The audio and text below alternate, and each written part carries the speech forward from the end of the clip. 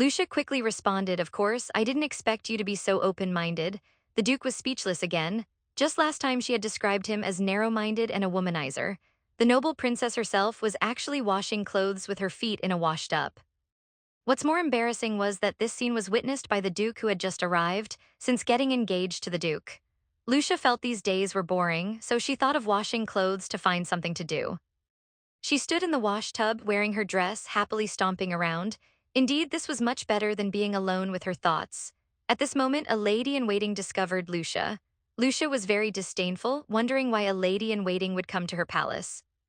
However, the lady-in-waiting thought she was just a maid and asked her if the princess was inside. Hearing this, Lucia was dumbfounded.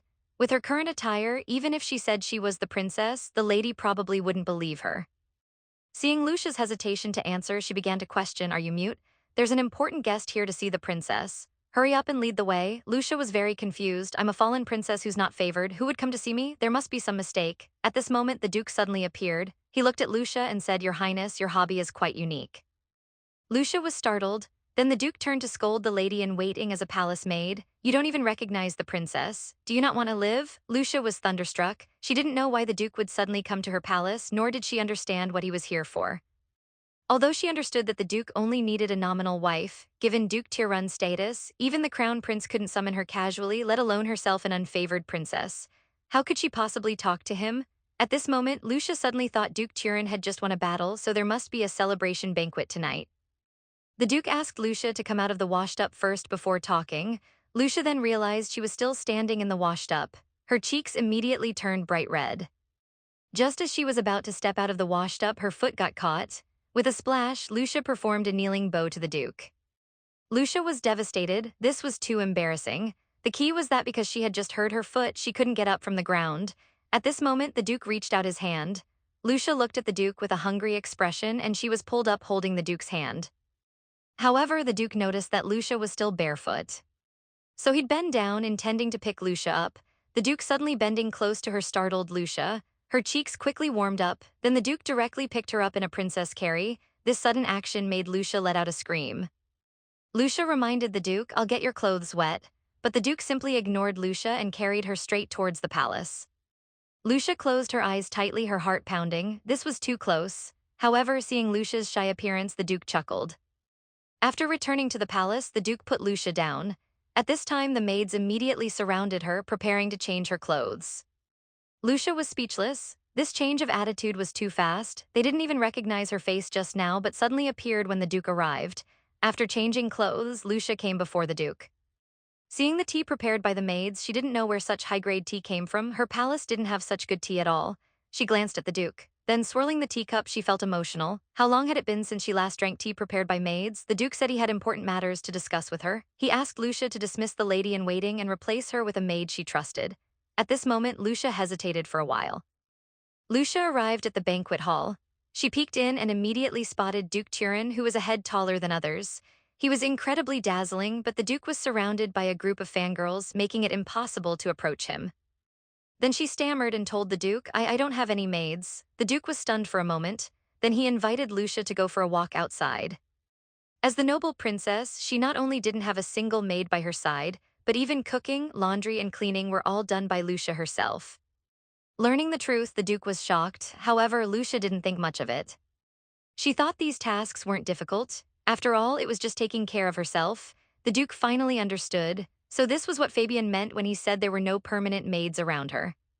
He had previously thought Lucia had a strange personality and frequently changed maids. He didn't expect Lucia's background to be so miserable. Born as a noble princess, yet living alone, the Duke stopped walking. Looking at Lucia's back, he recalled the scene of their first meeting. At that time, Lucia wore an ordinary gown which stood out in the lavish ballroom. He had never even seen her wear jewelry. Even noble women of lower ranks would change their gowns daily during parties, but Lucia didn't. The Duke finally understood why Lucia came to propose marriage alone and offered such meager conditions, as well as the desperate look in her eyes when she looked at him. At this point, the Duke suddenly felt a bit sorry for Lucia. At this moment, Lucia turned around and reminded him, "Didn't you have something important to discuss with me?" It turned out that His Majesty had already approved their marriage. Once the exact date was set, the wedding would be held, and the wedding date wouldn't be more than a month away. Hearing this, Lucia's pupils dilated in shock. She didn't expect the wedding date to come so quickly. Lucia looked at the Duke with a love-struck expression, secretly delighting that he was quite handsome, but now wasn't the time to be infatuated. She needed to find a way to approach the Duke. After informing Lucia of this matter, the Duke turned to inquire about the maid situation. At this time, Lucia stopped the Duke, saying it wasn't necessary. She believed that if the Duke intervened, the maids would only receive a minor punishment. Besides, she had grown accustomed to living freely on her own. Lucia even said that not having maids to take care of her might be a good thing. If I were an obedient princess confined to the palace, I probably wouldn't have dared to come to you to discuss marriage even in my dreams. Being able to set the wedding dates so quickly, you must be somewhat satisfied with this marriage, right? After hearing Lucia's description, the Duke looked at her expressionlessly. The next second, the Duke suddenly leaned down and kissed Lucia on the lips. Lucia hurriedly broke free, then covered her mouth, blushing. The Duke, however, smiled with satisfaction. He believed that Lucia would certainly be able to fulfill the role of the lady of the house. The Duke told Lucia that after the wedding, they would set off for the Turin family's territory in the north. So the Duke wanted to keep the wedding simple. As it happened, Lucia had never met her father and didn't want to walk down the aisle holding his hand, so she readily agreed with the Duke. But she suddenly remembered something more important. "Your Grace, I have a small request." Lucia took out an envelope and handed it to the Duke. "You want me to deliver this letter to your friend outside the palace?" Lucia nodded with sparkling eyes full of expectation. The Duke thought it would be something difficult to handle. Unknowingly, the Duke also noticed that Lucia was no longer afraid of him. The Duke planned to give Lucia an island containing diamond mines as a wedding gift. Just then, the Duke keenly noticed someone staring at him and turned his head towards Lucia. Their eyes met. Lucia shyly turned away to hide. The Duke also noticed that Lucia seemed to have something to say to him but was hesitant to approach. So he left the bustling hall and came to a window, but Lucia still dared not approach, yet kept staring at him. Hearing this, the butler's jaw dropped in shock. This was too extravagant. Although the wedding gift was valuable, the Duke told the butler not to hold a wedding ceremony, keep everything simple. The butler felt it was absurd, a national war hero and a princess getting married without a ceremony. But then he thought again. He believed that someone like the Duke, as the master of the Turan family, a true dictator, not only need to get married, marrying the princess was just using her as a tool. He also felt that the princess was particularly pitiful, marrying such a selfish and heartless man. He thought the princess would soon be addicted to drinking, using vanity and extravagance to fill the emptiness inside. He believed that no matter how miserable the Duchess became in the future, the Duke wouldn't care about her in the slightest. It must be said, the butler's imagination was incredibly rich. I can already imagine the scene of him being proven wrong. Meanwhile, the news of the Duke marrying Lucia spread. Lucia finally lived the life a princess should have. Maids helped her dress and groom in the morning when she woke up, but she wasn't happy. Because Lucia was very uncomfortable with the maids' flattering attitude. She wore gorgeous dresses, had exquisite feasts every day, and no longer had to clean or do laundry. All this happened overnight. His Majesty even gave her a new palace called the Rose Palace. It was said that in spring, roses would bloom all over the courtyard, just like her name. Unfortunately, Lucia wouldn't be able to wait for spring. After the wedding, she would follow the Duke to the northern territory of the Turan family. At noon, the butler informed Lucia that His Majesty was feeling unwell and wanted to see her. Lucia was shocked. She didn't understand why her father wanted to see her. She had never been summoned before. She smiled at the butler who delivered the message, wishing him a speedy recovery. The butler was completely puzzled. Lucia likewise declined His Majesty's summons, citing her own poor health and inability to walk. The butler tried to persuade Lucia, but she directly asked him to leave because she knew that His Majesty didn't want to see his daughter but merely the fiancée of Duke Turin. Lucia's eager gaze was something the Duke had never seen before. What puzzled the Duke was that until the end of the first day of the banquet, Lucia didn't say anything. Out of curiosity, the Duke attended the banquet for 3 consecutive days. However, Lucia's gaze and attire remained unchanged. She just silently stared at him. Lucia picked up her teacup, unable to help but marvel at how powerful the title of Duke Turin's fiancée truly was. Today was Lucia and the Duke's wedding day. Lucia wore a beautiful wedding dress and the Duke was also dressed formally. But the wedding only lasted 1 morning because they only symbolically obtained a marriage certificate. In the carriage back to the Duke's mansion, Lucia stole a glance at the Duke. The Duke was intently reviewing various documents.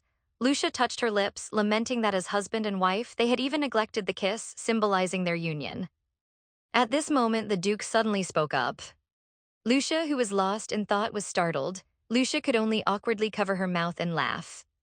But inside, her heart was racing and her face was flushed red because she had just been staring at the Duke's lips and she feared the Duke had misunderstood. However, the Duke only asked if she was willing to accompany him to the Northern Territory tomorrow. He thought Lucia had no need to follow him to that harsh land, especially for 2 years. Lucia pondered for a moment. If she stayed in the royal city, her every move would be watched and she couldn't disguise herself as a maid to leave the palace anymore.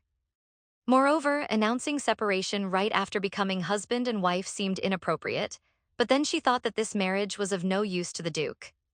Lucia clutched her dress, unsure how to decide. Finally, she answered that she was willing to go north with the Duke and asked, "If you wish for me to stay in a royal city, I will stay." The Duke told her to be mentally prepared. After all, it was just a mutually beneficial arrangement. They finally arrived at the Duke's mansion. The butler was already standing at the entrance, welcoming the new mistress of the house. The Duke was very curious about when she would finally talk to him. This girl was the least favored 16th princess in the kingdom, but she wanted to sign a marriage contract with the highly esteemed Duke Tirun. As soon as they met, Lucia realized he was the Duke's butler. She secretly felt relieved that she hadn't been rude last time. Lucia greeted him with sparkling eyes and even cheerfully complimented him on how delicious the pastries were last time. The butler was a bit confused by how polite the madam was being to him. "Madam, you really don't need to be so polite, you can speak more casually." Lucia covered her mouth. She thought it was because her tone didn't match the rules of the Duke's household. However, the butler calmly replied, "Madam, you are the rule of the Tirun family." Lucia was shocked and broke out in a cold sweat. She hadn't realized how noble her status was. At this moment, Lucia suddenly clutched her head, experiencing her old headache problem, so she asked the butler to take her back to her room to rest. After an unknown amount of time, Lucia opened her eyes to the maid's call. It turned out it was dinner time. Lucia rubbed her eyes. Sleeping for so long made her feel refreshed. The maid was about to take her to the dining room. At this point, Lucia asked the maid if the Duke would be dining with her. However, the maid told her that the Duke was busy with official duties and often had simple meals in his office. Lucia was thunderstruck. That meant she would have to face a room full of maids alone. After dinner, the butler took Lucia on a tour of the mansion. However, before long, she was completely dumbfounded. She realized it was impossible to tour the entire place in one day. Not only that, but the butler also told her that the Duke had originally purchased over 100 mansions, but in the end only kept this one. The others were all demolished. Lucia was shocked. It seemed the Tirun family was wealthier than she had imagined. Her name was Vivian, the least favored 16th princess of the empire. Due to her lack of favor, no one in the palace recognized her. Even her maids had all left. Because through her dreams, she had foreseen a future she couldn't accept. At the age of 19, she would marry a greedy count and live a miserable married life. The butler answered Lucia's questions along the way, helping her learn a lot about the Duke's mansion. So she thanked the butler. The butler told her there was no need to be polite. But when he turned around, he praised himself. "I'm truly an excellent butler." In the evening, Lucia changed in a sexy sleepwear to rest. At this time, the maid brought fresh flowers and essential oils to apply on Lucia's skin to make it smoother. Lucia watched as the maid carefully applied the oils. She hesitated, wondering whether to tell her that the Duke wouldn't be coming back tonight. However, she was afraid this might dampen the maid's enthusiasm. After it was done, Lucia lay on the bed with her arms spread. She thought of the Duke again, thinking that although they had agreed not to fall in love, it was hard to resist just based on his looks. She suddenly stood up, deciding to tour the bedroom to distract herself from these thoughts. She turned around and surprisingly found red wine in the bedroom. So she happily prepared to have a drink to celebrate her successful marriage. In no time, whole bottle was emptied. Lucia was completely drunk. She felt hot and thirsty. She looked around. After all, she was alone in the room, so she directly stripped off all her clothes and threw them on the floor. She also stretched lazily. She felt much more comfortable without the constraint of clothes, just as she was about to have another drink. To change her future tragic marriage, she planned to boldly propose a contract marriage to the Duke at a banquet. At that moment, with a click, the door opened. It was none other than the Duke. Their eyes met. Lucia was dumbfounded. This woman on her wedding night was not only drunk, but due to a moment of impulse had stripped herself naked. The most embarrassing part was that this scene was witnessed by the Duke. Lucia was completely stunned. She never imagined the Duke would come. As the dazed Lucia came to her senses, the wine glass in her hand suddenly slipped and shattered. The Duke, fearing she might cut herself on the glass shards, told her not to move. Then he approached Lucia. Lucia covered her mouth and instinctively took a step back. The Duke, however, directly embraced her in his arms, not forgetting to look down at Lucia's petite body. This made Lucia feel even more embarrassed. The Duke placed her on the bed. Lucia hurriedly grabbed the blanket to cover herself. The Duke asked if she was hurt. At this point, Lucia just wanted to find a hole to crawl into. Seeing Lucia's shy demeanor, the Duke suddenly sat down and leaned in, saying, "I've already seen everything. What's the point of covering up now?" Lucia was completely bewildered. She didn't know why the Duke had suddenly appeared. However, the Duke stated, "This is my room after all." Lucia looked aggrieved and said, "The butler brought me here, but he didn't say it was your room." Speaking of the butler, the Duke suddenly remembered. He seemed to have mentioned this to him. "But you seem to enjoy sleeping naked, huh?" Lucia hurriedly explained that she was just a bit hot. The Duke's gaze fell on the empty wine bottle on the floor. "You've been drinking," discovered by the Duke. Lucia inwardly burst into tears, feeling her image had completely crumbled. The Duke, however, showed a mischievous smile. "Even if it's an accident arranged by the butler, a woman getting drunk and waiting naked in the room for me." Lucia had been observing the Duke with a love-struck expression for 4 whole days at the banquet, but couldn't find an opportunity to talk to him alone. "Is it really just a coincidence?" Hearing this, Lucia felt defended. She was very angry. "I've already said I didn't know this was your room and I didn't think you'd come, and even if I did it on purpose, I'm now the only one who has the right to do so." "Respect is mutual, Your Grace." The Duke was stunned. They both fell in a silence. Lucia began to regret her words again, although he deserved a lesson. Was she being too impulsive now, unexpectedly? The Duke continued to approach Lucia. Lucia closed her eyes tightly. However, to her surprise, the Duke only apologized to her. "If my words made you uncomfortable, then I apologize." Lucia was dumbfounded. She could hardly believe it. Seeing Lucia's delayed reaction, the Duke continued, "Do you want me to kneel down?" Lucia was stunned again. After coming to her senses, she hurriedly shook her head. "I'm just a bit surprised. I thought you wouldn't apologize to anyone." Hearing this, the Duke felt a bit hurt. "In your eyes, how bad is my image? Is it because you've heard too many rumors about me?" However, Lucio replied that when she judges a person, she never believes rumors, only follows her own inner feelings. "In my eyes, you're just a cold and domineering man." At this moment, the Duke suddenly moved closer to Lucia, then lifted the blanket covering her body. "It's our wedding night. You just said you're the only woman who has the right to be here." Lucia blushed furiously at the Duke's flotation. Averting her gaze, she said, "We're just a contractual couple. I'm neither beautiful nor sexy. There's no need for this, right? Besides, we're going to the territory tomorrow."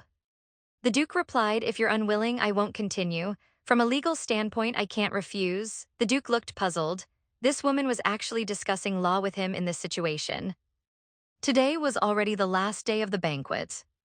The Duke sighed softly. "Princess, once we start, you can't call for a stop midway." Then he directly pushed Lucia down. The Duke slowly leaned in, preparing to get intimate with Lucia. At this moment, Lucia panicked and pushed him away with her hands, resistantly calling out, "Your Grace." However, the Duke said, "Don't call me Your Grace. Call me by my name." Lucia was stunned. Seeing Lucia's lack of response, the Duke began to doubt. "You don't know my name, do you?" Hearing this, Lucia hurriedly and nervously defended herself. "How can I not know?" However, when she wanted to say it out loud, she became too shy to do so. Instead, the Duke, while unbuttoning his clothes, directly called out her real name. Lucia appeared very embarrassed, as it had been a long time since anyone had called her by that name. The Duke told her, "You'll hear this name often from now on. My Vivian, Your Highness." Lucia blushed intensely at his flotation. The Duke chuckled and leaned in again for a kiss. This time, Lucia didn't resist but closed her eyes tightly. The following scene is probably not to everyone's liking, so we'll skip it. Early the next morning, Lucia felt her body was very heavy. She slowly opened her eyes. The first thing she saw was the Duke sleeping beside her. She silently encouraged herself, determined to talk to him no matter what today, but how to approach the Duke, she had no idea. This surprised her. A moment later, she remembered she was married now. She wasn't used to having someone else in bed with her. Looking at the Duke's sleeping face, her cheeks began to turn red again. She lifted the blanket, deciding to find some water to drink. However, the moment her feet touched the ground, she fell to her knees with a thud. She was shocked to find that her legs had no strength at all. The aching sensation made her feel as if she had been beaten all over. Moreover, she realized that although she hadn't been wearing clothes last night, she was now dressed. Not only that, but the sweat was gone too, as if she had taken a bath. Lucia found this increasingly strange. She felt a sense of bewilderment, as if she had been tricked somehow. At this moment, the Duke woke up. He noticed her mumbling something on the floor. The next second, he appeared in front of Lucia, startling her. However, the Duke showed his caring side by picking her up like a baby. Lucia looked around confused. The Duke teased, "You're not mistaken, it's your husband carrying you." Hearing this, Lucia's face temperature instantly soared. The Duke couldn't understand why she had fallen out of such a large bed. Lucia hurriedly explained that she just wanted a drink of water, but her legs were weak, causing her to fall. Understanding now, the Duke carried her through the messy living room. Then he poured a glass of water and handed it to Lucia. Lucia took the glass and thanked the Duke blankly. At this moment, the Duke suddenly teased, "Next time, don't drop the glass." Lucia paced back and forth anxiously, wondering how she could get close to the Duke. In fact, the Duke had already noticed Lucia. Her eager gaze was something the Duke had never seen before. He was also very curious about what Lucilla wanted from him. Being mocked by the Duke again, Lucia could only gulp down the water to hide her embarrassment. After she finished, the Duke put her back on the bed, telling her to sleep more. At this moment, Lucia suddenly reached out, wanting to brush the Duke's messy hair. However, Lucia didn't know that her current expression was too much for the Duke to handle. The Duke's pupils dilated, losing control. He leaned down and kissed Lucia directly on the lips. "We've reached another scene that people might not like, so we'll skip it." The Duke got up and said he would call a doctor when it was daylight. This frightened Lucia. She didn't know how to face a doctor in this situation, so she hurriedly refused. Seeing how tired Lucia was, the Duke had no choice but to postpone their departure for the territory, letting her rest more. The Duke was so naughty. Right after being intimate, he made Lucia blush and her heart race again. To let Lucia rest well, the Duke decided to delay their journey to the Northern Territory. However, as he tucked Lucia in and was about to get up and leave, Lucia called out to him, "Your Grace, it's still early. Won't you sleep a bit more?" The Duke suddenly shouted, "I told you, don't call me Your Grace anymore." Instead, he called out Lucia's princess name. Vivian. Lucia was startled. The Duke sighed helplessly. "Rather than calling my name, you should first get used to not being startled when I call your name." Lucia had no choice, because few people called her by her princess name, Vivian, so she was still not used to it even now. The Duke glanced at Lucilla, who was in the corner with her head in her hands, looking very troubled. He was puzzled, wondering if he didn't need to use the restroom. Then he left the banquet hall. Lucilla saw the Duke was about to leave. The Duke was equally helpless, saying it's impossible not to call her name. Lucia immediately retorted, "Aren't there other ways to address me?" mentioning other forms of address. The Duke pondered for a moment. Then he suddenly said, "Madam Wife." Lucia was dumbfounded.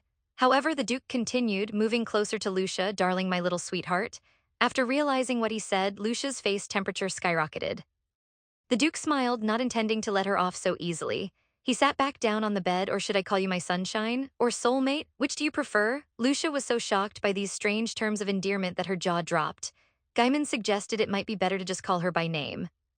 "I agree, my Vivian, my wife." The Duke was being too much. Although Lucia had foreseen in her dreams that the Duke would have no other lovers after marriage, she still couldn't help but think that the Duke must have hidden someone else outside. The Duke gently patted Lucia and comforted her to go to sleep quickly, but Lucia still wanted to ask more questions. At this point, the Duke suddenly scolded her loudly, telling her to go to sleep. The Duke's excited expression successfully made Lucia laugh. The Duke sighed. He gently brushed Lucia's hair and asked tenderly, "So is there anything you want to know?" They talked for a long time, and Lucia finally started to feel sleepy. In the end, she apologized to the Duke. "I'm sorry, I was too noisy and fell asleep." Looking at Lucia's sleeping face, the Duke leaned down and kissed her cheek, then whispered, "Actually, I don't mind at all." In the council hall, an urgent message arrived from the Northern Territory. The Duke had to leave immediately. Before departing, he didn't forget to tell the butler to make sure to call a female doctor to accompany the lady. Hearing this, the butler was internally distressed, thinking, "Where am I supposed to find a female doctor?" As the Duke mounted his horse, he reminded the butler, "She's the mistress of the Terran family. Take good care of her for me." After the butler agreed, the Duke hurriedly departed. The butler thought that the Duke's mention of the mistress might have just been casual talk. This was a heaven-sent opportunity. She lifted her skirt and hurriedly followed him. Due to the exhaustion from the wedding night, Lucia woke up feeling sore all over. She tried to get up but fell back down due to the pain. She had no choice but to ask the maid to prepare some simple food that she could eat in bed. The maid agreed and informed her that the Duke had already left for the territory and the butler would come to report to her soon. After the meal, the butler met with Lucia. "My lady, how are you feeling? The master asked me to inquire if you need a doctor." Such an embarrassing matter made Lucia blush instantly. She hurriedly waved her hand in refusal. But what surprised the butler was that the Duke had left without a word on their wedding night, yet the lady didn't seem angry or sad at all. The butler told her that although they were scheduled to leave tomorrow, it would only happen with her approval. Lucia looked expectant and said, "If it's set for tomorrow, then let's leave tomorrow." The butler explained a route to her. Although the two places were far apart, it would take about 4 days using the transporter. Lucia was confused. This was the first time she had heard of a transporter. The butler continued to explain. The transporter was an artifact left by the extinct magic empire, capable of teleportation over certain distances. Our empire became a strong nation thanks to the transporter. After the butler's explanation, Lucia understood. But when she tried to get up, she found she couldn't stand at all.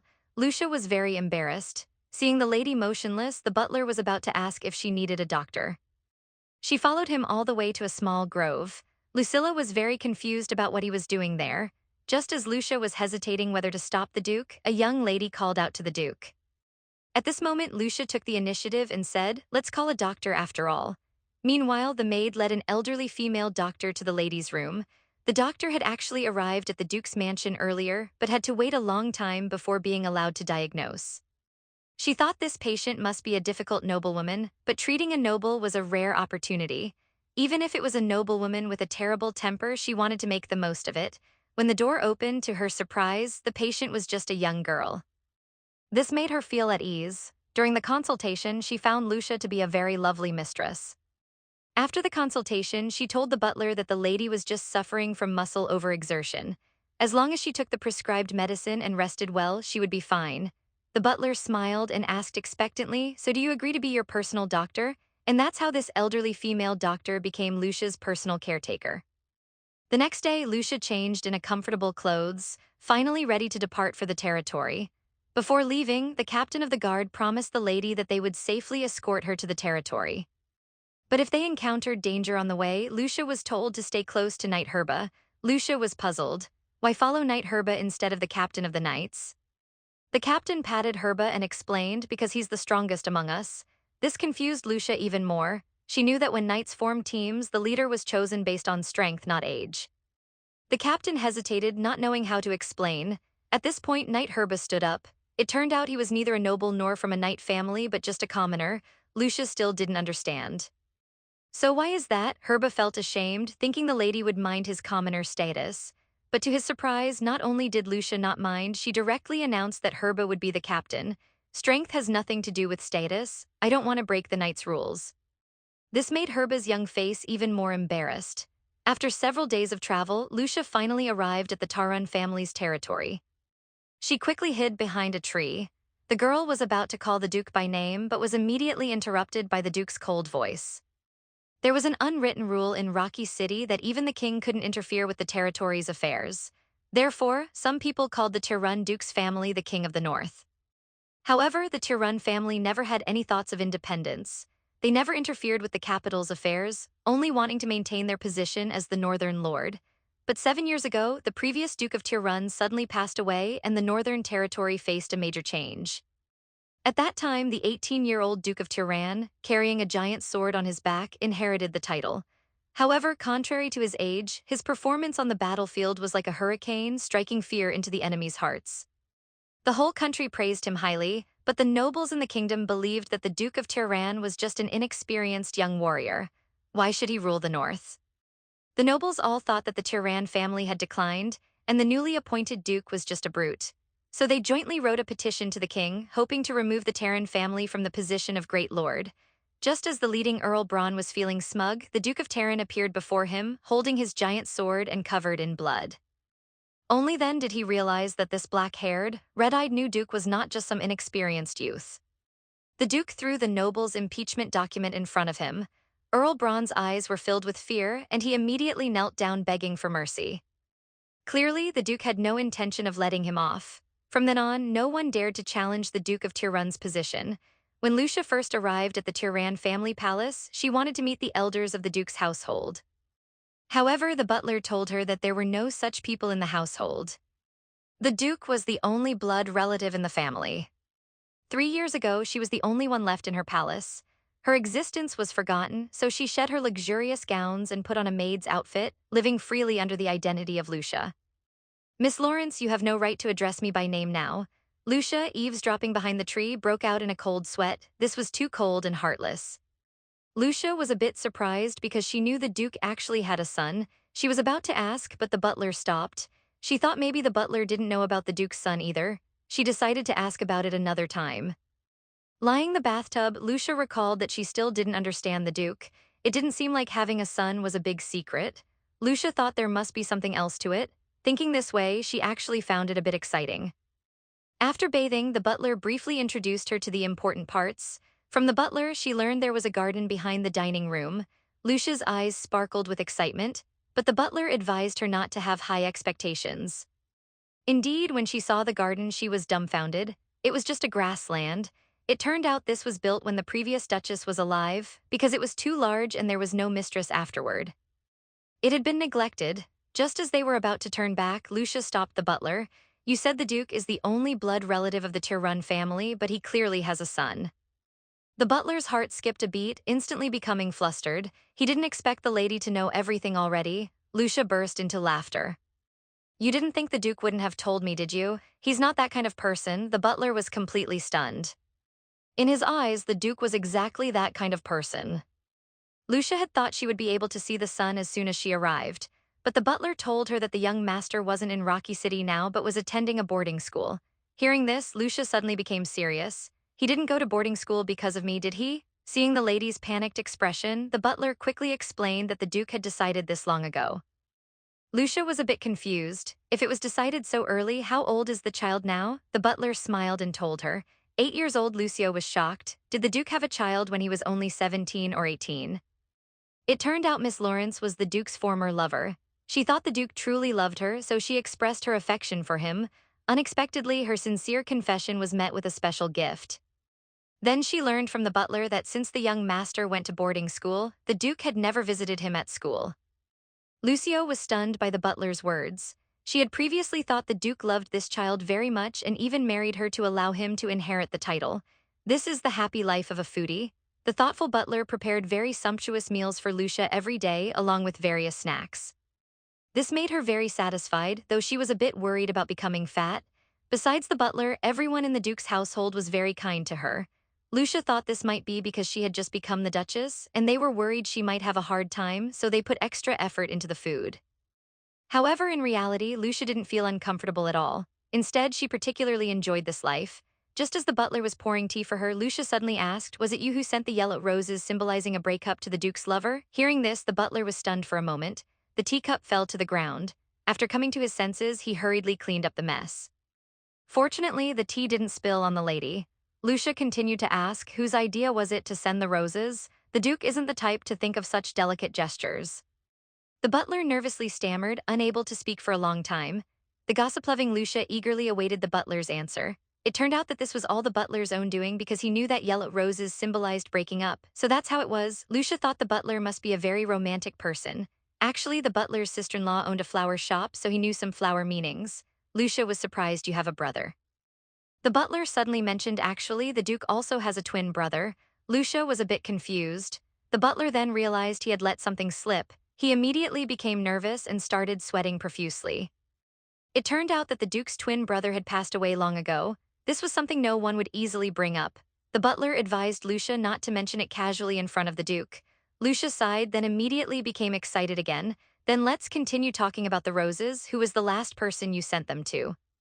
The butler felt like crying. He felt that the lady was investigating the Duke's romantic history. He also inexplicably found the lady terrifying. He believed he was experiencing the greatest crisis of his career as a butler. However, what he didn't know was that Lucia simply enjoyed gossiping. The butler hurriedly begged the lady not to continue the conversation. Lucia was a bit bewildered. Why do you look so scared? The next moment Lucia smiled. Then let's talk about the maids. In the future, don't assign me fixed maids. Let them take turns serving me every few days. The butler was puzzled. My lady, are you unsatisfied with the current maids, or have they done something wrong? A yellow rose symbolizing a breakup. Lawrence cried and said, "You're too cruel. Why are you treating me like this?" However, the Duke stated that he had never loved anyone. Lucia thought that if the same few people always served her, conflicts might arise. She was afraid this would lead to unpleasantness. The butler's cheeks turned slightly red. At that moment, he felt that the lady was like a radiant angel. Not only decisive, but also wise and kind. He had thought that he would only follow the Duke for his entire life, but now it seemed he had found another person to serve. Do you know how tragic the Duke's childhood was? He originally had a twin brother, but their father believed that they would fight to the death for the title in the future. So he decided to sell one son to mercenaries as a slave while raising the other as the heir. The one chosen was Hugh, while the one abandoned was the current Duke Shiyu. But as time passed, the former Duke thought that Hugh, who was raised as the heir, was too kind-hearted. Meanwhile, Shiyu, who had been sold to mercenaries as a slave, had become famous, so he decided to call him back and have them switch identities. That was the first time they were tied together. He was very naive. He clung to Shiyu every day, fussing over their similar names for a long time, but she told them that their names meant demon and devil respectively. However, he didn't care. He was very happy to suddenly have a brother who looked just like him. She sighed, thinking Hugh was a simple-minded fellow. He told Hugh seriously, one of us is destined to die. Hugh was silent for a moment, then said something that shocked Hugh. Unless it was in bed, he wouldn't waste any feelings on her. Hearing this, Lucia's pupils dilated in shock. I will protect you. Before Shiyu could react, Hugh immediately became cheerful again and took Shiyu's hand. You can protect me too, right? The beastly father used Hugh to threaten Shiyu, promising that as long as Shiyu immediately acted as the heir, Hugh would be safe. Shiyu had no choice but to compromise. He accepted the education, pretending to be Hugh in public, changing his crude speech, and presenting himself with the noble demeanor of a duke. The former duke tied the two brothers to the same rope, easily controlling them. When Hugh realized this, the tragedy began. Who knew that as long as he existed, as long as this duke who used them still existed, his brother could never be free. So Hugh killed the duke for Hugh's sake and ended his own life, leaving Hugh alone to face the cold, cruel world. After that, he took the title of Duke in Hugh's name. In the dim hall, the Duke was covered in blood, holding his giant sword. He had just killed everyone there. Fabian followed behind the Duke, very dissatisfied with the Duke's actions. The Duke sat down and coldly stated that there were no exceptions. Meanwhile, Lucia discovered a high tower. The tower was tightly locked. She was puzzled because it seemed to be the only place in the Duke's mansion that couldn't be entered, so she ordered a maid to find a key to this place. But the maid turned pale. She advised Lucia not to go in. Lucia looked confused. The maid told her with a fearful expression that the West Tower was haunted by ghosts. Hearing about cute ghosts, Lucia's eyes widened, becoming even more excited. She hurriedly asked the maid who had said this. The maid trembled all over, answering seriously, everyone in Rocky City knows about this. I'm absolutely not making it up. The Duke also threatened, if you try to provoke me, you can't afford the price. Life is the most precious thing, watching Lawrence leave in tears. Lucia thought if there were ghosts here, there must be a reason. However, the maid didn't know the specific reason either. She only knew that her parents and friends had told her so, seeing that she couldn't get any answers from the maid. Just then the butler appeared, so she quickly ran to the butler's side, smiling and asking if she could ask him a question. The lady's sudden approach surprised the butler. He suddenly felt that the lady's next question might be is it true that there are ghosts in the West Tower? The butler was so shocked that he broke out in a cold sweat. The lady's question was indeed extraordinary. He told Lucia that although there were such rumors, he had never seen them himself. However, the rumors always said that everyone who had seen the West Tower had died unnaturally, so it became a forbidden area. Hearing the butler's explanation, Lucia became even more curious. She continued to ask about the specific reason what had happened in the West Tower. The butler hesitated. He wasn't sure whether to tell the lady the truth, but after a moment of hesitation, he still revealed the truth because someone had died in the West Tower and it wasn't just a simple accident but a murder. Lucia covered her mouth in surprise, but the next second she immediately became very excited. She felt like this plot was just like a detective novel. It turned out that those who died in the West Tower were the former Duke and Duchess.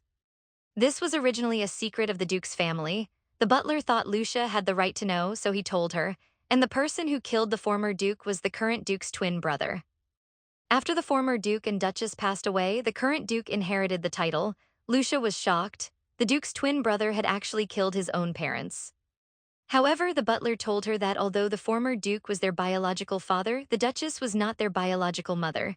Their mother had passed away shortly after they were born. Lucia suddenly felt heartbroken. She hadn't expected that the Duke had experienced such terrible things in the past. The Duke sighed. Lucia was terrified. This was too heartless to intimidate a former lover like this. she suddenly realized that she might have misjudged him. That night, Lucia sat by the window reading a book. She couldn't concentrate at all. Her mind was full of thoughts about the Duke. She didn't know where he might be now. In the blink of an eye, Lucia hadn't seen the Duke for a month. She began to worry if something might have happened to him. Just then, along with the sound of rain, a buzzing noise came from outside the window. At this moment, the butler's expression became tense. This was the first time Lucia had seen the butler so nervous. It turned out the Duke had returned. Hearing this, Lucia was startled and stood up abruptly. However, the butler told her not to go out to greet him. Lucia immediately sat down again, disappointed. It was because when the Duke returned from battle, he would become very sensitive. The butler was afraid Lucia might be frightened. The Duke suddenly pinned Lucia against the bookshelf, then held her slender waist and kissed her. They only separated when both were out of breath. After a month, the Duke had finally returned. Lucia excitedly wanted to go out to greet him, but was stopped by the butler. The butler looked tense. He told the lady that whenever the Duke returned from the battlefield, he would become particularly sensitive. He was afraid the lady might be frightened. Lucia could only sit down with a disappointed look gazing out the window. She just remembered that the Duke was a man known as the Lion of the Battlefield. Several days passed, and Lucia was still dining alone. Since the Duke's return, he had been in meetings, even eating in the conference room. Lucia had a pitiful expression, although she hadn't expected to be close to the Duke. She thought she should at least be informed about what was happening. Lucia put down her knife and fork, feeling very depressed. Seeing that the ladies seemed unhappy, the butler asked if today's meal wasn't her liking. The butler's sudden questions startled Lucia. She hurriedly waved her hand in denial, saying she just wasn't feeling well today. Then she pushed back her chair and left. The butler was incredulous. The lady had never left food on her plate before. He didn't know what was wrong with her. Just as Lucia was hesitating whether to run away, the Duke suddenly spoke. "You've been eavesdropping for so long. You should come out now." Hearing this, Lucia's heart raced with nervousness, but it was too late to escape now. Lucia went to the study. It was incredibly large and arranged very neatly, a paradise for someone with OCD. However, the only thing that displeased her was that there was no steplighter for her. Lucia stood on tiptoe, her hands trembling. She just couldn't reach the book she wanted to see. Just then, a large figure appeared behind Lucia. He pulled out the book for her and wrapped his other arm around her slender waist. Lucia looked back and was stunned. It was actually the Duke. The Duke calmly handed the book to Lucia. Lucia only then realized that the Duke was holding her, so she blushed and let out a small scream. Then she took the book, held it to her chest, leaned back against the bookshelf, and thanked the Duke. Lucia's heart was pounding nonstop, but inwardly she was crying in despair. Although they were just a married couple by contract, interacting with still awkward, she didn't know what to say now. At this moment, the Duke wanted to explain why it took him so long to come see her. Lucia, who was worried about what to say, quickly responded, saying everything the Duke was about to say. After some more awkward conversation, the Duke suddenly asked if she had eaten very little at dinner, wondering if the food wasn't good. Lucia's cheeks turned red and she avoided eye contact as she replied. She said she just didn't have much appetite today. However, the Duke had a fierce expression. He thought someone must have upset Lucia. Lucia hurriedly denied it, saying everyone had been very nice to her. Lucia kept avoiding eye contact. The Duke lifted Lucia's hair to his nose, showing a besotted expression, then asked her to look at him. Lucia looked up at the Duke. The Duke was puzzled why she seemed so uncomfortable when with him. He asked if she felt uneasy. However, Lucia said she wasn't uneasy, just a bit at a loss. The Duke continued to ask why. With no choice, she reluctantly stepped out. "Your Grace, I'm so sorry. I didn't mean to eavesdrop." The Duke looked at the somewhat flustered Lucia and said this distance wasn't suitable for conversation. Lucia started to complain. She felt she was still awkward while the Duke seemed very calm, and they hadn't seen each other for a month. The Duke smirked. "So are you complaining that I haven't seen you for a month?" Lucia blushed furiously and hurriedly denied it loudly. However, the Duke just smiled, gazing at her intently. Then he lifted her chin, brushed her hair back, and leaned in to kiss her directly. The Duke held Lucia's slender waist and kissed her for a long time. They only separated when both were out of breath. But the Duke wasn't satisfied. He picked her up directly. This sudden action left Lucia at a loss. The Duke carried her to the bedroom in the study and put her down. Lucia looked terrified, thinking he wouldn't do it here. Would he? Lucia never imagined that the Duke, not content with just the study, would carry her to the bed in the bedroom. While she was still surprised that there was a bedroom in the study, the Duke gently caressed her face. The next second, he leaned down and kissed her again. Lucia's mind was in chaos. You wouldn't do embarrassing things here, would he? Thinking this, Lucia hurriedly pushed the Duke away. However, the Duke pounced on her again like a hungry wolf. Lucia was helpless. She had to cover the Duke's mouth with her hand, then use the delaying tactic, saying she needed to take a bath first. However, the Duke told her he had already bathed. Hearing this, Lucia crossed her arms over her chest, even more embarrassed, and hurriedly explained that she meant she needed to bathe. The Duke said it didn't matter whether she bathed or not, then continued to move closer. Seeing the Duke approaching, Lucia's mind went blank. She suddenly shouted that she really cared about it. Only then did the Duke stop. Lucia opened her eyes wide, looking like she was about to cry as she spoke. The Duke was silent for a moment, then pulled Lucia up from the bed. With a whoosh, Lucia ran off and disappeared. After Lucia left, the Duke patted his head, feeling very confused. According to the original plan, he should still be carrying out official duties in the Northern Territory. Lucia broke out in a cold sweat, feeling at a loss. The Duke looked at the trembling Lucia before him, thinking she resembled a small animal. But he had cancelled half a year's schedule and returned directly to Rowan. While on his mission, Lucia's image kept appearing in his mind. He tried hard not to think of her, but found it impossible. He was always troubled by why he kept thinking of Lucia, and what confused him even more was, he usually hated when people entered his study without permission. But strangely, he wasn't bothered at all when Lucia appeared here. He even almost lost control in front of her. The Duke slumped on the couch. He didn't know what was wrong with him. Just then there was a knock on the door. It was the butler. The butler nervously explained that he was the one who let the lady into the study. Just as he thought the Duke would punish him, the Duke asked, "Didn't you say she's the mistress of the Duke's mansion?" The butler was stunned. It seemed he had been hasty. The Duke didn't mind after all, so he smiled broadly and told the Duke that everyone really liked the lady. He went on praising Lucia, saying she had the demeanor of a true mistress, didn't treat the servants casually, and wasn't unreasonable. The Duke was truly surprised. Lucia had gained so many fans in just a month. Meanwhile, Lucia was lying in the bathtub with a resigned look, because she was about to be washed clean and then taken to the Duke's bedroom. The maids were efficiently dividing the tasks, happily helping her prepare. Lucia was confused. Why was everyone so excited? One of the maids couldn't stop praising Lucia's skin. Speaking of skin, Lucia humbly lowered her head. She thought that even if her skin was good, she was neither sexy nor beautiful. But the silver lining was that she had foreseen in a dream that after the Duke got married, he never brought other women to important occasions again. Although he was very cold towards his wife, he could still treat her with respect. Lucia thought perhaps the Duke would treat her the same way. This woman was lying in the bathtub with a resigned expression because she was about to be washed clean by the maids and then taken to the Duke's bedroom. Lucia made a dazzling entrance wearing a bathrobe. The maids all blushed and excitedly showed their ant-like smiles. Meanwhile, the Duke was swirling a glass of red wine, waiting for Lucia. The maids consciously covered their uncontrollable smiles and snuck away. Lucia hadn't yet realized what was happening. "All right, just say what you have to say, you're quite cute." Lucia nervously stammered, unable to speak for a long time. "You've been staring at me for 5 days. Don't you have something to say to me?" Looking at the empty room, Lucia's face suddenly turned red. She covered her cheeks with both hands, thinking this will probably spread throughout the entire castle by tomorrow. She calmed herself down, then she approached the Duke. The Duke said nothing and directly handed her a glass of red wine. Lucia took the wine. She thought that drinking some wine might help ease her nervous mood, so she gulped it down in one go. The Duke was stunned. After finishing, Lucia wore a pained expression. The wine tasted terrible, both sour and astringent. The Duke smirked and continued to pour her more wine. Lucia also held out her glass, indicating she wanted more. When the glass was half full, the Duke suddenly wrapped his arm around Lucia's neck, pulling her close. They looked into each other's eyes for a moment, and the next second they were kissing. During the kiss, the Duke took the wine glass from Lucia's hand and asked, "Do you like drinking wine?" Lucia replied that she only drinks on special occasions. Looking at Lucia, the Duke smiled foolishly. The next second, they started kissing again. The Duke had no choice but to pick her up and place her on the bed. He let Lucia lie in the crook of his arm. Then he held her tightly with his other hand.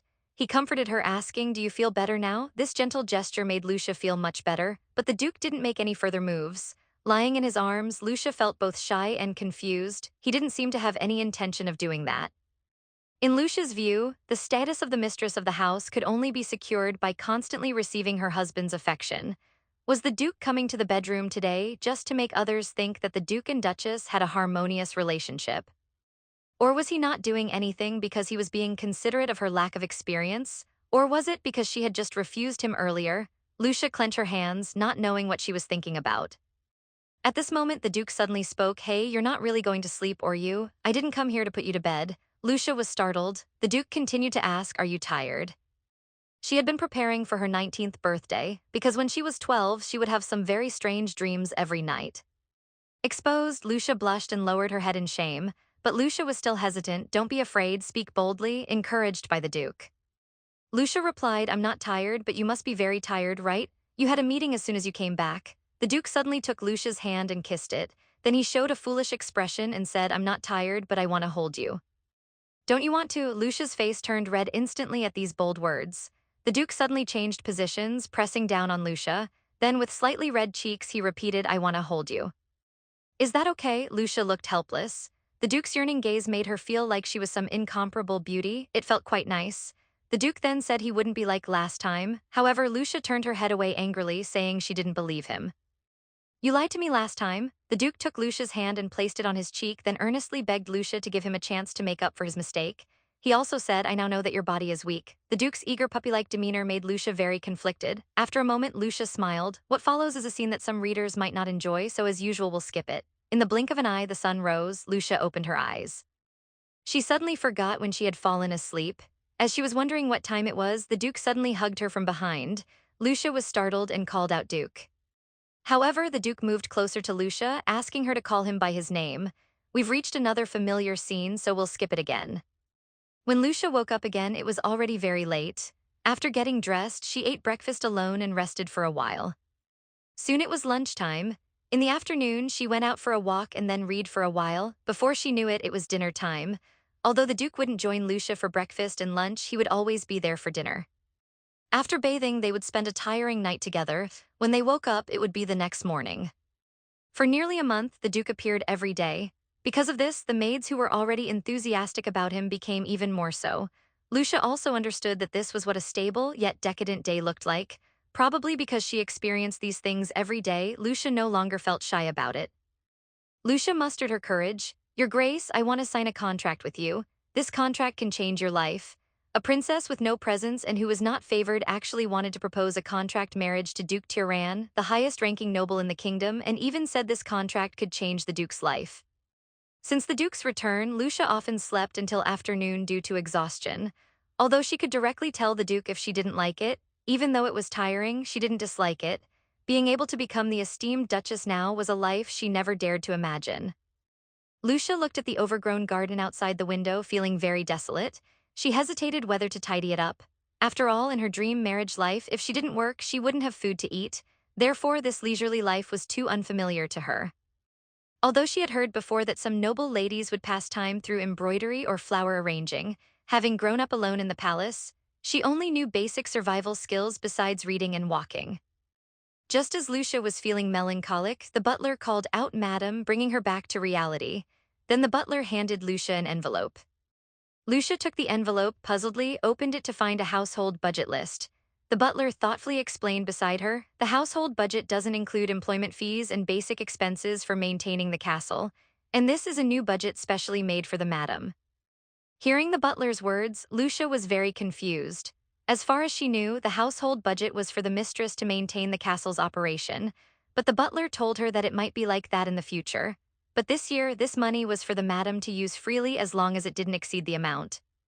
Hearing these words from the butler, Lucia was very surprised. In other words, this money was nominally a household budget, but in reality it was her personal property. Lucia put away the envelope. She thought this money was also a motivation for her work and she needed to produce decent results. In the evening, Lucia sat at her dressing table and asked the Duke behind her if she could tidy up the backyard garden. The Duke picked up the petite Lucia in one swoop. He said the garden belongs to the mistress. You could do whatever you want with it. Lucia told the Duke that she might need a lot of people at the beginning, so she might hire many people during this period. Hearing this, the Duke thought the budget wasn't enough, so he immediately said he would increase Lucia's budget. Lucia hurriedly explained that this wasn't what she meant. This money was several zeros more than her miserable marriage in her dream. The Duke crossed his arms, somewhat puzzled. Given his status, what kind of contract could it be? The Duke asked Lucia to introduce herself first. However, Lucia said she couldn't reveal that now, including her identity and the contents of the contract. Moreover, the head of the household would decide the amount of the household budget based on the quality of the marital relationship. Thinking about this, Lucia felt that the Duke must be quite satisfied with her. The Duke then squatted down, hands on either side of Lucia, looking up at her. He reiterated that you were my lawful wife. Whether you cut down all the trees in the garden or flattened it into a pond, it's up to you. The Duke had made it so clear, but the dazed Lucia still didn't know how much authority she actually had. The Duke pushed Lucia down, then he looked at Lucia beside him lovingly, asking how much she wanted. Lucia was very surprised to hear the Duke asking for her opinion. But it was because she hadn't properly learned these things that she didn't know and had to ask the Duke. She didn't know what she should do as the esteemed Duchess to live up to this status. Hearing Lucia's words, the Duke felt very guilty, thinking he should have thought of this issue earlier. Lucia didn't have close elders before, so naturally she had no opportunity to learn. Then the Duke promised that he would help Lucia find a teacher to guide her. Hearing these words, Lucia happily held the Duke's hand, expressing her gratitude. Such a kawaii expression made the Duke's pupils suddenly dilate. The next second before Lucia could react, he directly kissed her. Lucia surprisingly called out the Duke's name. The Duke then asked Lucia if she had adapted a life here and said that after resolving the territory issues, they would return to the capital. Hearing about returning to the capital, Lucia looked shocked. In her dream, she had foreseen that the king would pass away next year, and her brother, the crown prince, would ascend to the throne, and the Duke would form the closest alliance with him, so they would inevitably return to the capital. The Duke noticed Lucio was lost in thought. The Duke directly lifted her chin. You still have the mind to think about other things now. Before Lucia could refuse, the Duke pounced on her, starting the plot that everyone dislikes. Lucia never imagined that the Duke had now become unscrupulous, not only wanting to be intimate in the dining room, but also not letting go even when walking in the garden. At that time, they were having dinner together. The Duke told Lucia that tomorrow, Countess Carlson would come to the Duke's mansion as her etiquette teacher. Lucia suggested discussing it at the Duke's mansion. The Duke was silent for a moment, but he still agreed readily. Learning this news, Lucia was very excited. The Duke went on to explain that the Countess was a tough character. She was known as the godmother of the Northern social circle. She lost her husband very early but didn't remarry, instead supporting the entire Count's family on her own. She was proficient in etiquette, highly cultured, and many noble ladies were queuing up to learn from her. Learning how amazing her teacher was, Lucia was very surprised. But she was also worried if it was too sudden to invite her over like this. At this moment, the Duke glanced at the butler. The butler was stunned for a moment. Then, understanding the situation, he led all the servants out of the dining room. Lucio was puzzled, not knowing what the Duke was up to. The spacious dining room was left with just the two of them. At this point, the Duke started to boast. He dramatically told Lucia that the Countess was a very stubborn person. Even when his son begged her for 3 months and 10 days, she didn't even blink. The naive Lucia, still unaware that she was about to be tricked, asked the Duke how he persuaded the Countess. The Duke smiled slightly. With an expression that said, "Praise me," he told Lucia that it took a lot of effort to accomplish this. Lucia shyly said thank you, but she wasn't sure if it was her imagination. She seemed to see a smug expression on the Duke's face. The Duke looked at Lucia expectantly. "Are you just going to thank me with words?" Hearing this, Lucia was quite speechless. She didn't expect the Duke to be such a childish person. She had no choice but to get up from her chair with a blushing face and plan a kiss on the Duke's lips. However, the Duke gave a mischievous smile indicating that this wasn't enough. He then directly lifted Lucia onto the dining table, kissing her passionately again and wrapping his arms around her slender waist. The Duke wanted to know the exact time, but Lucia replied that she would contact the Duke when the time came. Lucia suddenly realized what was happening and pushed the Duke away. She asked nervously, "You're not going to do embarrassing things here, are you?" However, the Duke moved closer to Lucia again, asking, "Is it not allowed here?" Lucia shamefully expressed that it definitely wasn't allowed. The Duke smirked, "If you can give me a reasonable explanation, I'll let you go." Lucia never imagined the Duke would be so bold. She could only loudly rebuke, "It's not allowed in a place where we eat." Seeing Lucia's panicked expression, the Duke couldn't help but laugh. "Then is it allowed in other places like the corridor or the garden?" Lucia panicked even more, immediately saying no. She was worried about being seen by others. The Duke suggested they could just send everyone in the castle away. The day's Lucia was actually seriously considering it. If no one knows, maybe it's okay. It's the same as in the bedroom anyway, and we are married after all.